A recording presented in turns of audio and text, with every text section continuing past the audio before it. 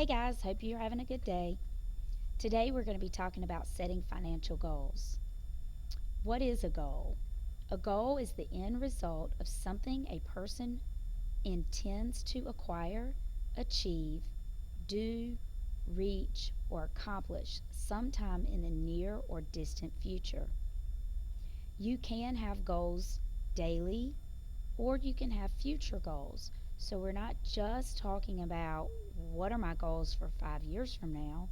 Sometimes your goals are what are my goals for today. Setting goals is like creating a map for a road trip. How can goal setting benefit you? It creates a path and provides guidance for your future. It helps make the life you want to live a reality. It helps with decision making, and it helps create well being.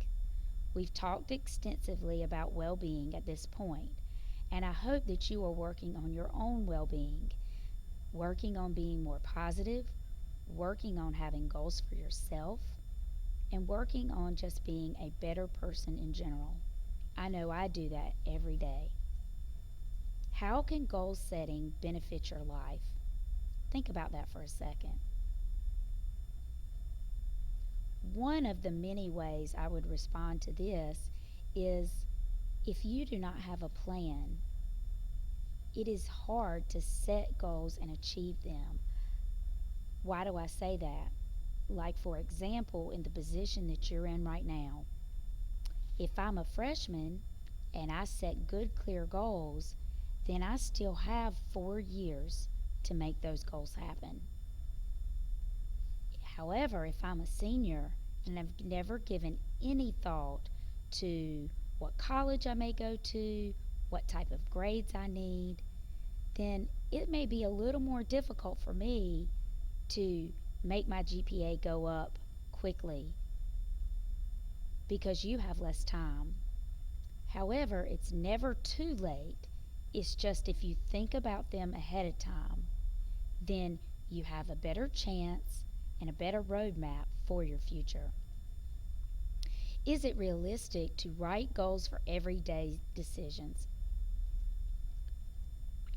Daily decisions that don't require a lot of thought, like, for example, what am I going to wear this morning?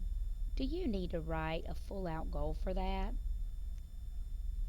Major decisions require thought, effort, time, and personal discipline.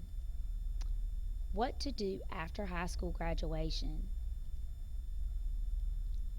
Not very realistic to write goals for this daily routine, but very, very realistic to write goals for major decisions. To go or not to go? Here are some examples. The first example is when you will purchase a car. Do you think that this is a time to write a goal or not to write a goal? Answer that in your head. This is a major decision that would benefit from setting a goal. A goal will help the person secure funds to purchase a car and decide what type of car to purchase, including what is affordable for you. Okay, the next one. When you will complete your homework this evening. This is a pretty routine decision that would be very cumbersome to write a goal for. However, this decision may affect other goals. For example, if a goal has been set to earn an A in this class, that person may wish to dedicate more time to homework each evening. So here in the purchasing a car section, absolutely, you need to write a goal. It's a big decision. Here, maybe not so much, but if you're the type of person that needs encouragement to do your homework, then there are times that if you're trying to make an A, you might want to do that. The next one, what you will eat for lunch. Well, certainly this is a routine decision that would be too cumbersome once again to write a goal for. If you don't know what the word cumbersome means, what that means is too much, miss, as y'all say. However, this decision may affect other goals as well. For example, if a goal has been set to lose weight, that will affect the decisions of what to eat for lunch. That's when you make that into a bigger decision. But just our everyday, what are we going to eat? No, don't need to write a goal. Which extracurricular activities you will participate in. This is a major decision that would benefit from goal setting. A goal will help you as a person find time and money to complete the activities. Now that you know when to write a goal and when not to write a goal, I would like for you to get out your goal out letter that you finished recently. I'd like for you to stop a minute and underline items in your letter that could be achieved by writing down a goal. Okay, again, you're going to underline in your own letter what could be achieved by writing down a goal. Okay, now that we've done that, we're going to talk about how can goal setting help you manage your money. Goal setting is important to financial planning. Financial planning means managing money continuously through life in order to reach financial goals. You can't wait till the last minute to need money to purchase something. You got to plan for it.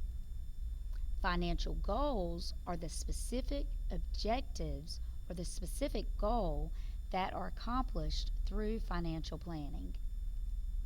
Setting financial goals will help you make day-to-day spending decisions. Now what I would like for you to do is circle the items in your letter that could be achieved by writing a financial goal. Elements of a successful goal. We call these SMART goals. Now, you have probably never heard of these, and to be honest, this is the most difficult section for most of my students. So this is elements of a successful goal. They're called SMART goals. S is specific, M is measurable, A, attainable, R, realistic, and T is time-bound. You will need to memorize those off of the top of your head. S is specific and it clearly defined end result. It has an end result. A financial goal equals state exactly what plan you have for the money involved. So for a financial goal, you're going to state exactly what you're going to spend the money on. For example, Lacey. Lacey's current goal is I will reduce my debt.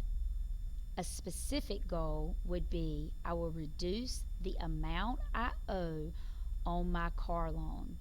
And that is because she told us what she was going to spend the money on. Measurable. Determine exactly when you will know that the goal has been met. Financial goal. State the exact dollar amount. For example, the current goal for Lacey is I will reduce the amount I owe on my car loan. To make it measurable, I will reduce the amount I owe on my car loan by $1,000. So here, she made it more measurable by giving it an exact dollar amount. Attainable. Create a step-by-step plan outlining exactly how the goal can be reached. A financial goal is often determined by spending plan or budget. An example, I will reduce the amount I owe on my car loan by $1,000. Now remember, our car loan is the specific part. The $1,000 amount is the measurable part. Now to make it also attainable is Lacey has an extra $100 to spend. I will reduce the amount I owe on my car loan by $1,000 by paying an extra $100 per month. So, this piece right here, by paying an extra $100 per month, makes it attainable. We have to have a way to attain our goal. So, it's kind of like the plan that you're going to put forth in order to reach your goal. R is realistic. How do you determine if your goal is unrealistic? Examine the consequences of the goal. Consider the trade off and the opportunity cost. Does it make any sense to trade off? Is your opportunity cost too high? If you need to review what trade off versus opportunity cost is, really quickly, remember your trade off is the choice. You've narrowed it down to one or two things. That's your choice. Your opportunity cost is what did it cost you to make that choice? Again, trade off, giving up one thing for another, and your opportunity cost is the value of the next best alternative that you will give up as a result of your plan. Example: what could Lacey do with the $100 besides spend it on her car loan? What would you do? Her next best option is to save the $100.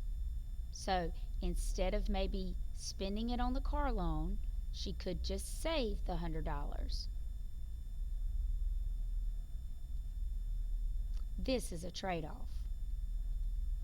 Which decision should Lacey make?